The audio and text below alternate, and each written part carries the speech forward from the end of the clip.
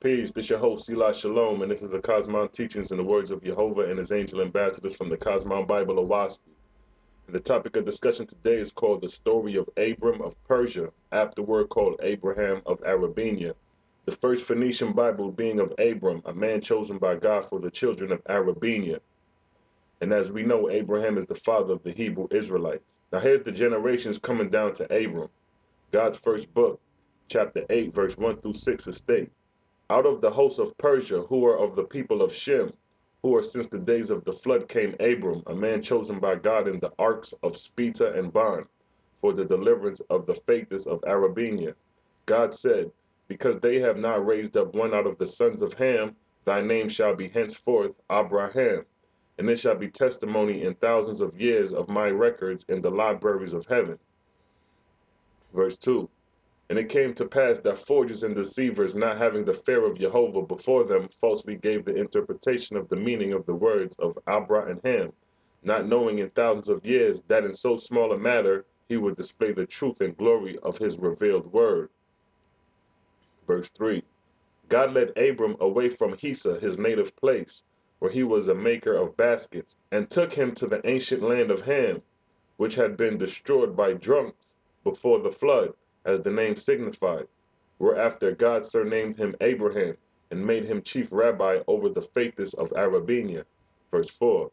These then are the generations of line whence came Abram, that is to say, of Shem and the 70 tribes, first going forth beyond the mountains of Owach-Habal, Tor, who settled in Persia, and his descendants Roughback, and his descendants Goi, and his descendants Wawa, and his descendants Sadar. Verse 5.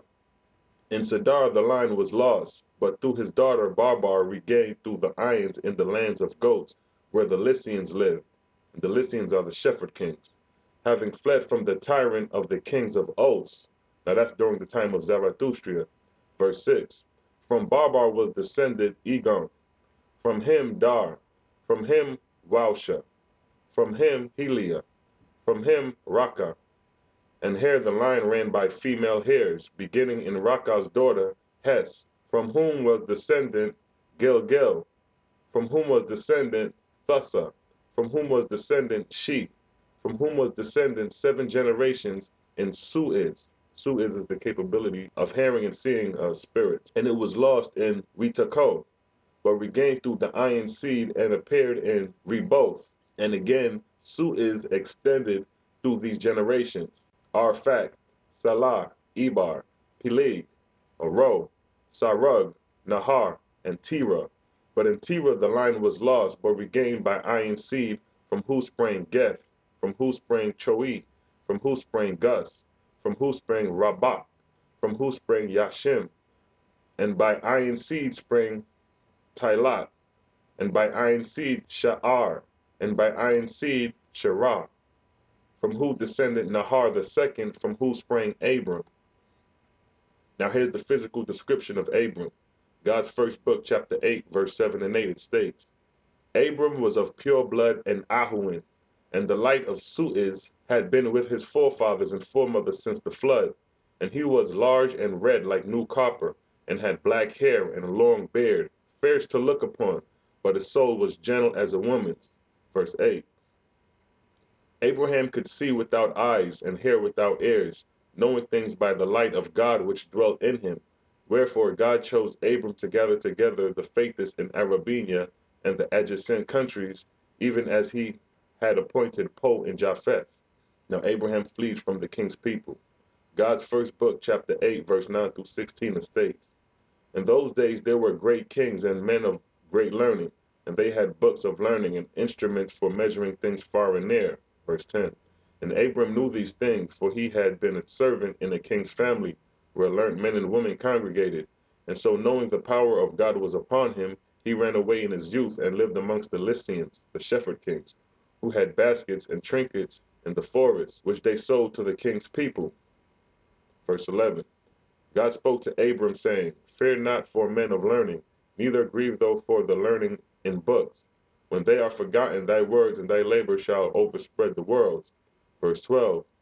And God lived with Abram, teaching him and working miracles through him, And it came to pass that the Lycians in their rambles selling wares told the slaves of the kings about the wonders of Abram. Verse 13. And the slaves fled from bondage and went into the wilderness in search of Abram. And when they came before him, he spoke unto them day by day as they came, saying, verse 14, Why have ye come? I call ye not. And when they could not answer, Abram said unto them, God brought you. Man of himself does nothing. Search then the records of your generations, for ye are descendants from the faithless of old. Verse 15. And they searched, and found not one head but was descendant from before the time of Zarathustra. Verse 16. Abram said, Think not that God cometh to one man alone. When he provide a voice, he also provide ears and hearts. Because ye have been faithful unto him, he calleth you to deliverance from your enemies, who are God's enemies also. Now here's where Abram's name's changed to Abraham. God's first book, chapter 9, verse 1 through 3, it states, And there had come to Abram in Sheadawan 4,500 souls. God spoke to Abram, saying, Come now, I will lead thee and thy people into another country. Verse 2. So Abram led them hence, and came into Lower Haulatz. And it came to pass that in the next year after they departed out of Sheadawan, a famine came upon the land, and the enemies of God were cut off, and could not pursue Abram and his people. Verse 3. After this, it was that Abram was called Abraham, and he built altars of worship and altars of sacrifice according to the commandments of God. Now here's where God destroyed Sodom and Gomorrah. Verse 4. Now it came to pass in the early days of Abraham, he told his brothers that the light and power of God were with him. And though others believed in Abraham, yet Lot, Abraham's brother, and Lot, Abraham's nephew, believed not in Abraham, saying of him, He was born naturally and is wise of his own judgment. Verse 5. God said to Abraham, Behold, it is an easy matter to commune with spirits, but to judge righteously of them is not so easy. For which reason, thou and thy wife and 100 picked men shall go and visit Sodom and Gomorrah in the valley of Sodom. Verse 6. And Abraham and his people went as commanded by God and visited the cities of Sodom and Gomorrah. And God spoke privately to Abraham, saying, I will destroy these cities, for they are as hells for evil spirits, but Lot shall escape for thy sake. Verse 7. And when they came to Sodom, behold, angels walked amongst the people, and the people knew they were angels, but cared not for them. And there were laws made by Bera, king of Sodom, regarding the behavior between angels and men. Verse 8.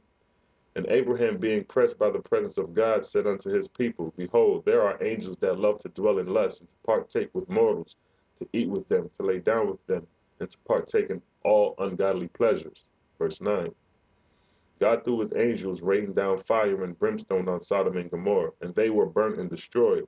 Lot the elder escaped and went and lived in a cave. Verse 10.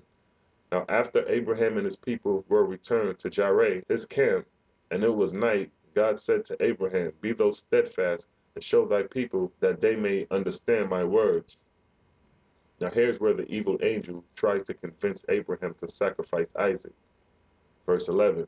While they were yet praying before the altar, God withdrew from Abraham, and suffered the evil angels who had followed them from Sodom and Gomorrah to draw near about the altar. And one of the angels clothed himself in a great light, and with the crown, and with sparkling gems, and he appeared, so all the multitude of the people could look upon him. Verse 12. Abraham said, Who art thou? And the Spirit said, I am thy God, ruler of heaven and earth. Abraham said, I am thy servant. What wilt thou? And the Spirit said, Thou shalt take thy only son Isaac, and thy host, who were with thee at Sodom and Gomorrah, and go with me whither I will lead thee, for I have a great work for thee. Verse 13. Abraham said, Whatsoever thou puts upon me to do, that will I do. Verse 14. So in the morning Abraham and his son Isaac, and the host who had been with Abraham to Sodom and Gomorrah, assembled together, and Abraham spoke, saying, Whither, O God? Verse 15. The Spirit answered, saying, Take sticks and a firebrand, and come thou to the summit of yonder hill, for thou shalt restore the rights of burnt offerings. So Abraham told what God had said, and they started.